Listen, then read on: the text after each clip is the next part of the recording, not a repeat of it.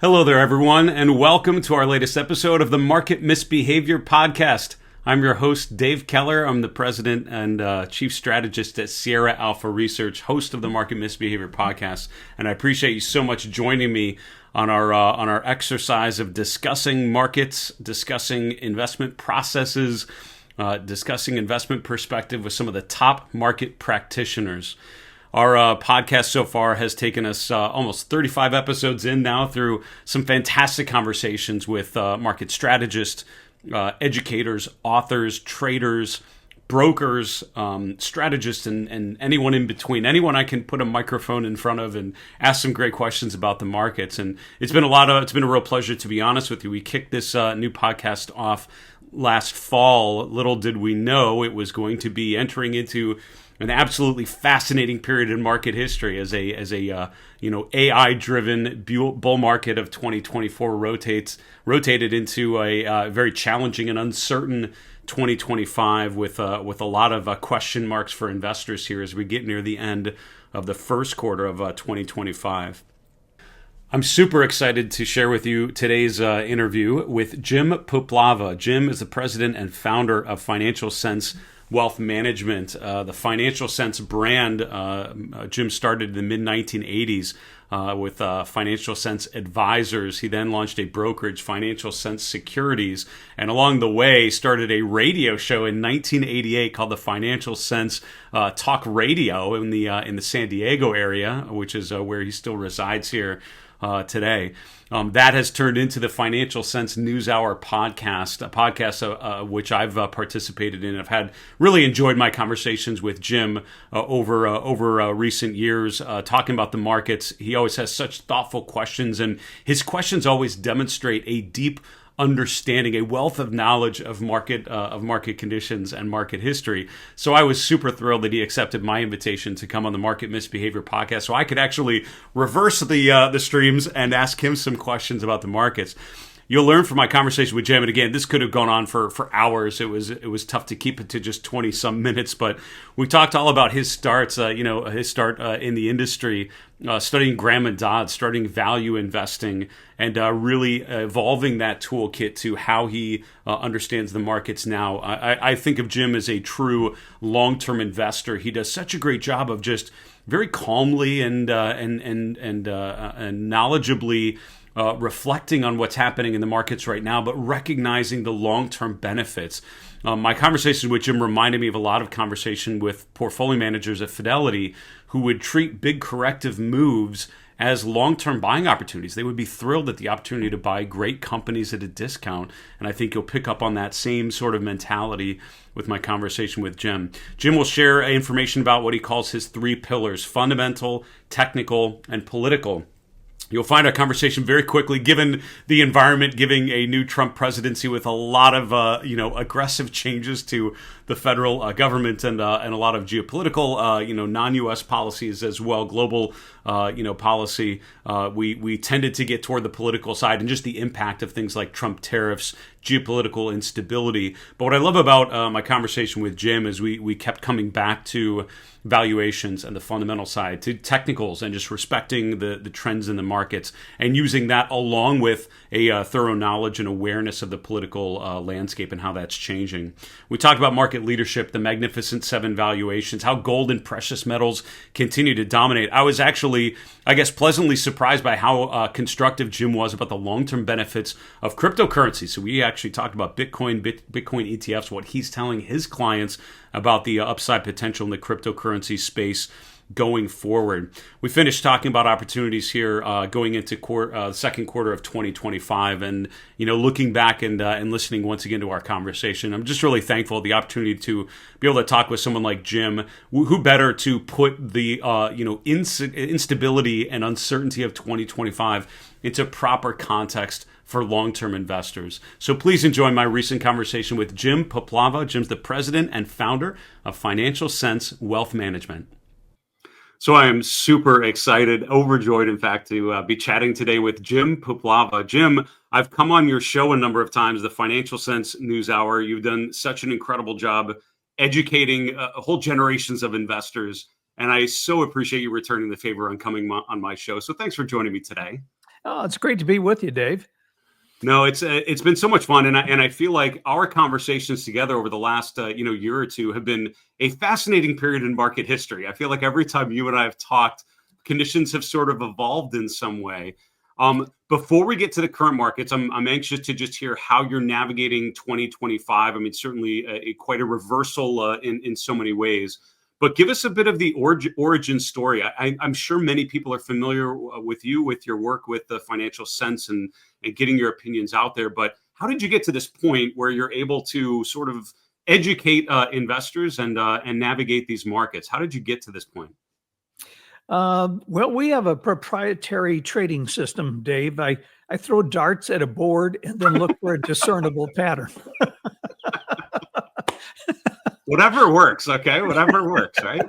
Whatever works. Now, it was something that I learned a long time when I got in this business. I came from the Graham and Dodd school, the value investment. Sure. When I was in graduate school, I took an investment course. I read Ben Graham's Intelligent Investor, learned about Warren Buffett. Yeah. But one thing that I learned the hard way, and this was probably in the 90s when we had some of these big convulsions in the market. The period I'm thinking of is 1994, where the Fed doubled the Fed funds rate. And I had gone in gold in 1993 and made just a ton of money. And then all of a sudden, the Fed reversed policy and I gave it all back. So I began looking at charts. And then the other thing that really struck me is I read a number of books, but also the political nature of the influence of the Fed on the market, the influence of policies coming out of Washington. The best example I could give you was probably 2010. We were coming out of the great financial crisis.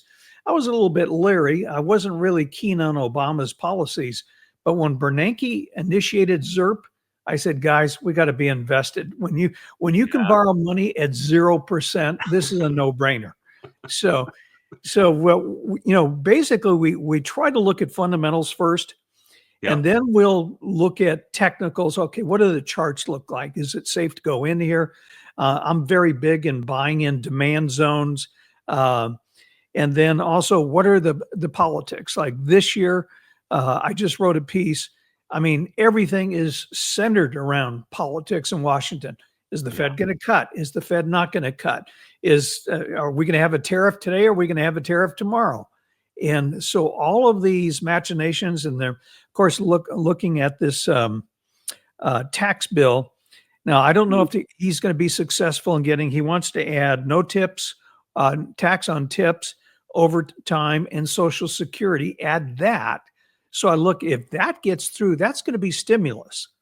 So, and if that's stimulus, I don't know if the Fed is going to basically lower interest rates. I think a lot of it's going to depend on what we see in the economy. We're looking at the economy right now in the first quarter. It's going to be negative. But Dave, that has a lot to do with this front loading of tariffs in inventory because we did a lot of imports and that subtracts from GDP. I don't expect that in the second quarter, but we are seeing a slowdown.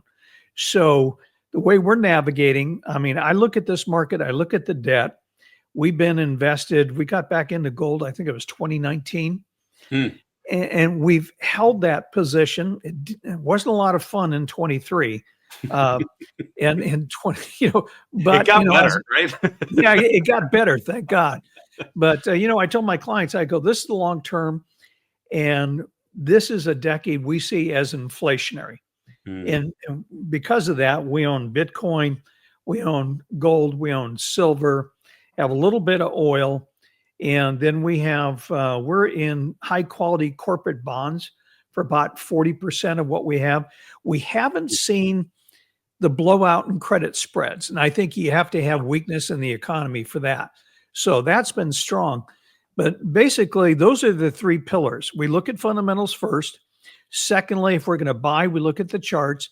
And third, what is the background politically that would favor us going in a direction? Because we tend to want to hold things longer term. Our clients are wealthy. So they're very cognizant of taxes. So if I can hold something over a year and then sell something, then obviously it's more favorable from a tax point of view. You described your, I think what you call your three pillars, right? The fundamental, the technical, and the political, right? And sort of the macro perspective. It feels like there are times, Jim, during your tenure analyzing the markets, where the markets feel like a very macro driven environment, right? It's sort of like everything fluctuating because of some big, event or thesis. Other times it feels more like a, anecdotal stock pickers market where it's more individual stories. This certainly feels like one of those times when it's more macro driven, right? A lot of the discussion is about tariffs, is about uncertainty, instability, geopolitical issues. Does your, I guess, awareness or use of those three pillars fluctuate based on whether, sort of the strength of those macro themes, or how do you stay disciplined to a fundamental and technical, approach when a lot of people would say, is this a time to just throw the fundamentals out, throw the charts out because it's just a macro story? How do you sort of triangulate those at a period of, I guess, market dislocation like we're experiencing now? In that sense, we tend to look at something from a longer term view. I tend Mm, to be thematically invested. Commodities in the decade, dividend stocks in the last decade.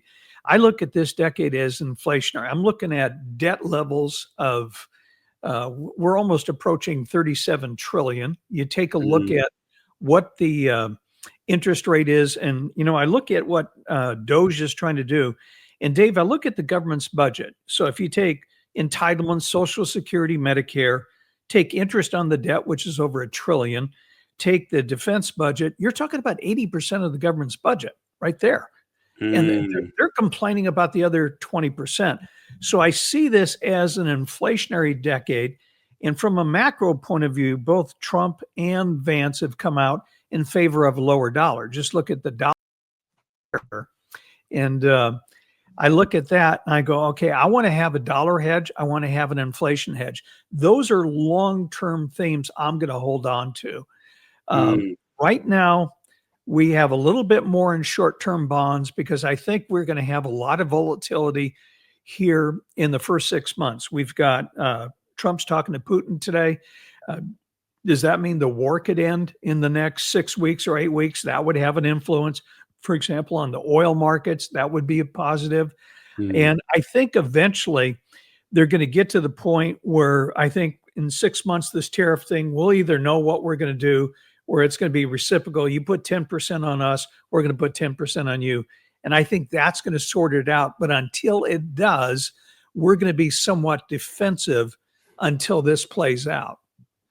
It's so interesting, Jim, and I appreciate you. You've hit on so many key, and again, I feel like our cup runneth over with potential drivers to this market here in the coming weeks and months.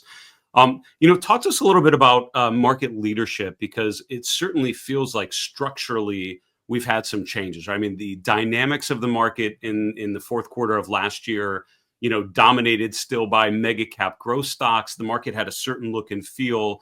All of a sudden, we get to the first quarter of 2025, everything changes. Sectors like financials, even materials starting to do well, defensive sectors starting to improve.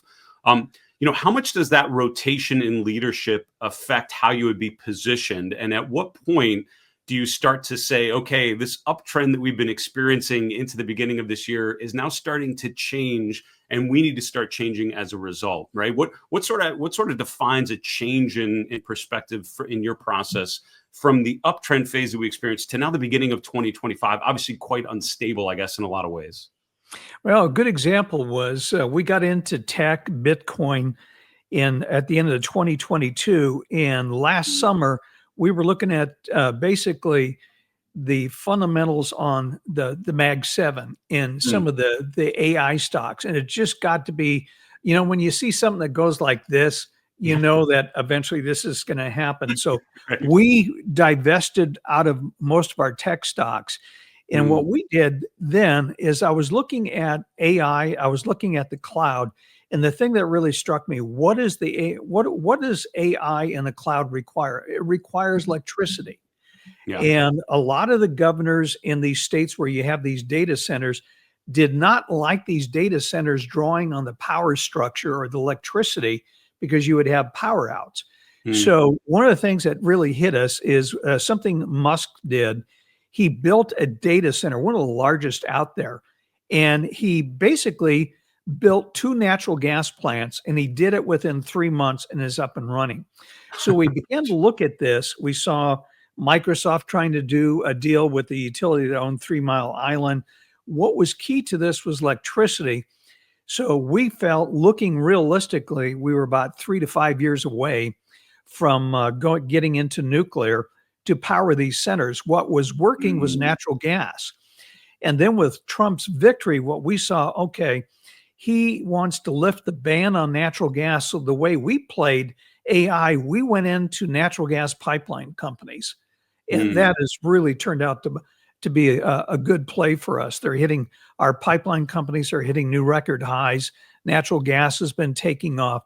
So we looked for an alternative to actually play into that sector. What was working, what was cheap, and quite honestly, that saved our butts because a lot of those stocks really, well, you've seen the Mag 7 are not so magnificent anymore. Right. The meager 7 is one I've been suggested. The lag 7. I've been asking my viewers to come up with some creative titles. Those are the best so far, but I'll share better results as they come in, Jim, for sure. You mentioned buying gold, and I think around 2022, and gold in the last 12, 16 months. I mean, in 2024, even in a raging bull market for stocks, gold managed to outperform. And now year to date in 2025, I mean, doing remarkably well. Gold above $3,000 an ounce for the first time here in the last week. What gives you the confidence to buy something like gold before all of that starts to happen? And I guess what gives you the confidence to hold gold in a year like 2024, when I feel like a lot of people were kind of scared away from hard assets because stocks are doing so well? Why would you want to own gold? But sure enough, it ended up, outperforming for most of the year last year. So I guess how do you, what gives you the confidence to take a position like that, really, and then holding it through a period when the market wisdom would tell you it shouldn't work, but then it keeps working, if that makes sense? Yeah, one of the things that really struck me about gold, and I looked in 2019. I just looked at the macro factors. I go, this is a great setup. Then the Biden administration came in, and of course, COVID, the amount of money that we were spending. And when you see the Fed's balance sheet go from roughly about $4.5 trillion to over $9 trillion in about 18 months, I go, you know what? That is going to be inflationary. And sure enough, by the time we got into 2022, we saw that 9% inflation print. And then, of course, we got the rate hikes and, of course, the downturn in the market. But gold held up well and served us well in 2022. And I tell my clients, look, one of the things that I saw in the gold market, typically we start to see an anomaly. Normally, when you see the dollar rise, interest rates rise, that's not really good for gold. But gold was doing well, as you mentioned last year, with stocks. And I really think it had a lot to do with what we're seeing gold become again is money. We're seeing it in terms of settlement with the BRIC countries, with China. And we saw at least the largest central bank buying I've seen in my lifetime. And that has been a prop underneath the gold market. And, because if you were just looking at charts or intermarket analysis, you would say, oh, rising dollar, rising interest rates, gold must go down. But that wasn't what was happening. Yeah. And so once again, that is the political side helping us take a look at that gave us the confidence to hold.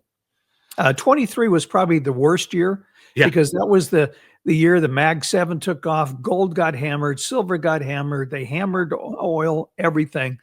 And the nice thing about a lot of the things we own, and something that we've seen now that we didn't see probably in the decade, is you were getting dividend yields on gold stocks. And they're a little bit more disciplined, kind of like what we've seen happen to the energy sector, where I just read an article last night, and it was written by the former CEO of Pioneer Resources. And he said, Trump may want drill, baby, drill, but he goes, you start getting oil down to $60 and $50 a barrel, we don't make money. We don't want to do that. Right. And then you had Harold Hamm come out. He said he wants $80 oil before he's going to ramp up his investment. So this was one of the things we put out, that what makes this, I would say Trump 2.0, a little bit different than Trump 1.0. First of all, he's dealing with 4 to 5% interest rates instead of 0 and 1/2. He's dealing with $60, $70 oil to $80 oil versus 30 to 40. And probably the biggest factor that I see, he's dealing with almost 37 trillion in debt. And that is, we're hearing stuff that Bassett or Trump is talking about going to our allies where we defend Europe and saying, you know what, you own $1 trillion of our debt. We're going to convert that into a 0 coupon century bond for 100 years.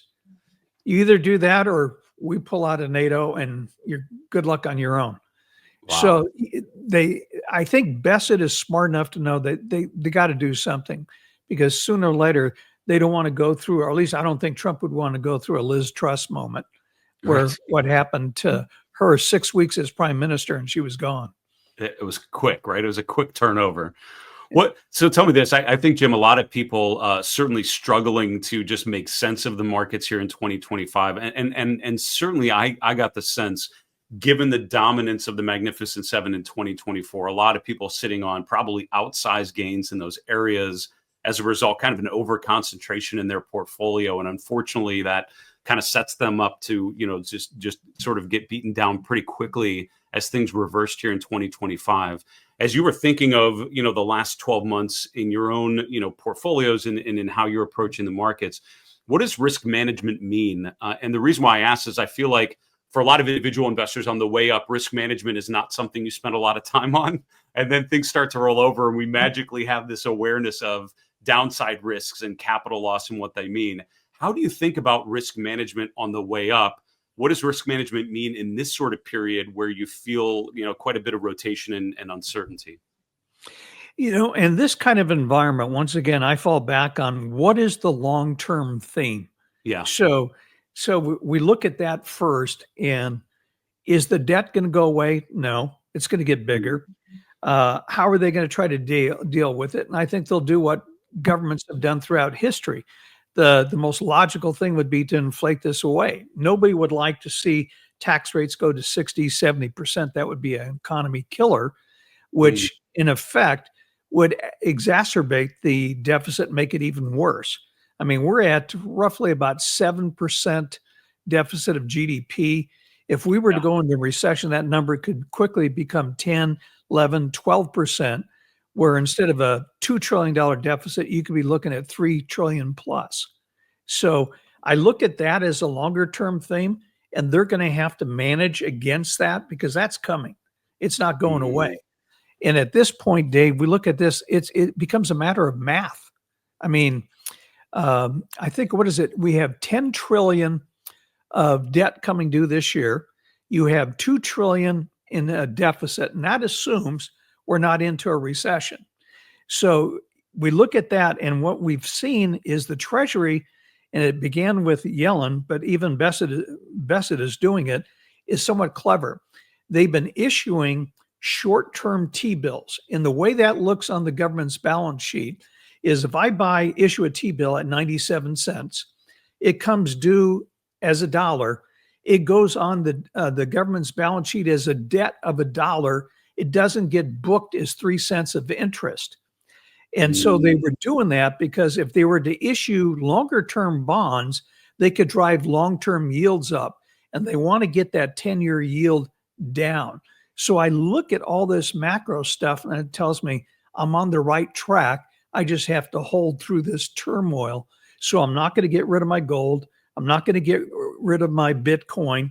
I'm going to keep my short-term bond duration until we figure this out. Are we going into recession where the Fed will be forced to cut, or is this going to ramp up again with stimulus through a tax cut or maybe a spending program? Mm. That's well said. You and a number of your comments, Jim, have reminded me of one of the technical analysis maxims that a lot of my mentors threw around, which was when in doubt, zoom out. Right. So when things Yeah. you're sort of looking at the noise, take a step back, think about the longer term picture. And I hope everyone listening and watching has picked up on that message you've reiterated a couple times. I think very, very, very well said. You mentioned a couple times, Jim, cryptocurrencies. You mentioned Bitcoin, and I didn't even have to ask about it. So I'm curious, how are you thinking about the long-term potential of things like Bitcoin, Ethereum, or other things? How do you think, an investor in 2025 should think about the cryptocurrency space? Is it part of an alternative bucket within your allocation, or sort of how do you think about it relative to other assets we could be investing in at any given point? I look at Bitcoin as digital gold. Okay. And we're in this society, a digital society. Everything's going that direction, and I think it'll become a currency of choice. Right now, it's the 10th largest currency in the world. Wow. And when we first got into Bitcoin, we couldn't buy it for our clients, so Yeah. we figured a way around it. We bought MicroStrategy, and Sure. so but at one point, if you own MicroStrategy, you were paying twice the amount for Bitcoin. Yeah. So when they came out with the Bitcoin ITF or ETF, we moved into that area. Yeah. So we told our clients, this is a long-term hold. It's only going to get more valuable over time. And you might want to go to a drugstore and get some Pepto-Bismol or some Tums because you just hold your nose. I mean, it's funny. I've always told people if you love volatility, you're really going to enjoy Bitcoin because it's like a leverage play on risk. But to your point, though, I mean, the long term thesis is what's so interesting to me, and I hold Bitcoin as well and Bitcoin ETFs. And again, I think as long as you can stomach the short term discomfort, the long term potential certainly seems to be there. Jim, Yeah. so one final thought. I mean, as you're looking forward, I mean, we're kind of getting toward the end of Q1. As you look forward to Q2, I think a lot of people are now, just sort of struggling with all the political discussions we've had, all the macro themes. A lot of those leading names from 2024 down about 10% for the Nasdaq, but even more for certain names. When you look forward to Q2, where are you sort of looking for opportunities? Is it sort of in the gold and silver precious metal space? Is it in defensive sectors? Is it rotating back into some of those growth names that have now had a pretty decent haircut by now? What stands out to you as an opportunity to consider looking forward here? Yeah, we're looking at from a long-term theme. Let's get back to politics. Yeah. What is Trump trying to do? He wants to reindustrialize the US. So he Mm, wants to bring factories back. I think there's been about $2 trillion worth of investments announced. So what we're looking at is industrials. And industrials to be competitive, that's one of the reasons he wants a lower dollar. And also he's looking at tariffs to protect that. If you're going to bring industry back, but then other countries put tariffs on our manufactured goods, that doesn't work that well. So we're looking at industry. And then one of the things that we like is a lot of stocks have just been beaten up. And I'm not talking about the Mag 7. So if you look at companies like a Nike, a Starbucks, a mm, Hershey, high quality blue chip companies that are down 40 and 50%. And even in the tech space, one of the companies we've got our eye on is Amazon, because Amazon mm. probably this year will overtake Walmart in terms of sales. So we're looking at that correction there. And Yep. plus, they just dominate the cloud plus their products. So we've got a shopping list in our bullpen, and we're just waiting for the right time to pull the trigger. And, that could be on any one of these, it could be any day. Yeah. If you get a company, they miss their earnings, the stock's down 20%, cumulatively, it's down over 50, 60%. You know what? That looks attractive to me. Mm. Growth managers I used to work with, Jim, would always say, corrective moves in the markets always often provided an opportunity to buy great companies at a discount, and maybe some of those names that you're highlighting will get a good opportunity to enter back in.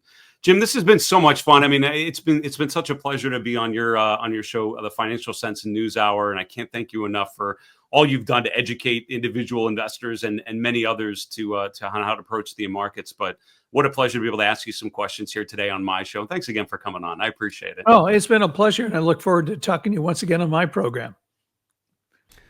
Well, that was a lot of fun. I hope you enjoyed my conversation with Jim Puplava today. And again, I love that perspective. I feel like in times like this, with the S&P and the Nasdaq dropping, 10% in less than a month, we immediately get drawn into short-termism, right? As investors, it's hard to keep a proper long-term perspective.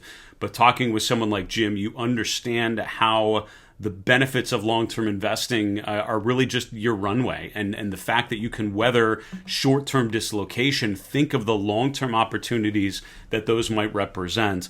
I loved our conversation about gold and precious metals, about cryptocurrencies. We have a very similar long-term outlook, and it sounds like similar positioning in terms of continuing to lean into those areas of the market where I think we both see the long-term upside. I really appreciated Jim's comments about risk management and just, how do you manage risk? Well, you keep a focus on the long-term themes, and I'm drawn to things like John Markman's book, Fast Forward Investing, where he talks about sort of long-term themes and how to navigate the short-term with a proper perspective on long-term opportunities, and just continuing to make sure that you have the exposure to those long-term themes that you think are most likely. Real pleasure, and thanks again to Jim Puplava. I look forward to my next appearance on the Financial Sense Newshour with Jim and his team, and I would encourage you to check out more information about Jim and his work at financialsense.com.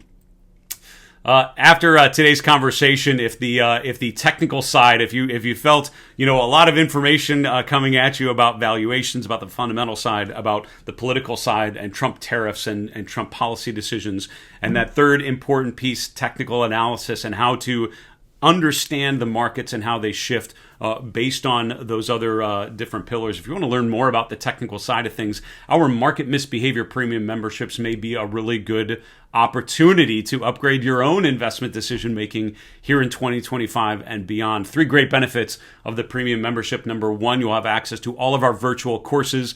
Our main one's called Flight School Behavioral Investing, where we'll teach you about behavioral biases, about technical analysis, and the importance of investor routines. We have a brand new course we're working on called Flight School Technical Indicators. You'll have access to that one as well when it's released, along with all the other future courses we're working on right about now. Second great benefit is access to our members-only reports, like our weekly flight plan, which we put out every weekend. That is our main report where we look back at the week that just happened. What did we learn? What was new? What was different? We look forward at the week to come. What levels, patterns, signals are we on the watch for? Also, our monthly chart review, where we apply our market trend model to a series of different asset classes and ETFs. Finally, you will have full and immediate access to our members-only community. It is a vibrant, active community of like-minded investors trying to navigate these markets, asking questions, sharing ideas, and it's a real pleasure to be moderating that discussion. I'm in there every morning answering questions from our premium members. You may find if you ask questions, some of our other premium members may weigh in with their own insights, and I really am a fan of that sense of collaboration and teamwork as we navigate these markets together. You can get more information on all of the benefits of the premium membership, along with pricing information at marketmisbehavior.com/premium. You can also make sure you use the code podcast when you check out, PODCAST. Make sure you enter that when you're at the shopping cart stage, and you'll get 30% off your first 12 months on any plan. That'll do it for today. Thanks so much for tuning in here on the Market Misbehavior podcast. I look forward to sharing my next conversation, but until then, I'm Dave Keller with Market Misbehavior, and remember, it's always a good time to own good charts.